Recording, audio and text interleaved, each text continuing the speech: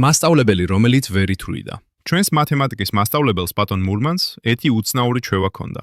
ვერასდროს ითვლიდა სწორად მოსწავლეებს. კლასში 23 ბავშვი ვიყავით, მაგრამ ის ყოველთვის ამბობდა, რომ 24 ვიყავით. თავინა ყველა სასაცილოდ არ ყოფნიდა, მერე კი გვაღიზიანებდა. არაერთხელ შეუსწორეთ, მაგრამ ის ჯიუტა თავისას აგრძელებდა. არა ბავშვებო, დღესაც 24 ხართ. ერთ დღეს, როცა გამოცდებს ვაბარებდით და კლასიდან ბოლო გამოვედი, მაგიდაზე დადებულ გაცრეცილ ფოტოს მოვკარი თვალი. ფოტოზე ახალგაზრდა ბიჭი იღიმოდა. ვინ არის კითხე ინტერესით? ბატონმა მურმანმა სევდიანად გაიღიმა. ჩემი შვილია გიორგი. ამ კლასში უნდა ესწავლა. თქვენთან ერთად, ზუსტად 24 იქნებოდით. შემდეგ კი მიამბო, რომ მისი შვილი სკოლაში შესვლამდე 1 წლით ადრე ავტოკატასტროფაში დაიღუპა. იმ წლიდან ყველაფერს მივხვდით.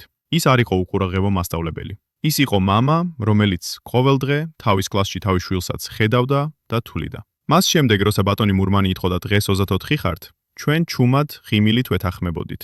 ჩვენ ვიცოდით, რომ 24-იო მოსწავლე გიორგი ყოველთვის ჩვენთან ერთად იყო.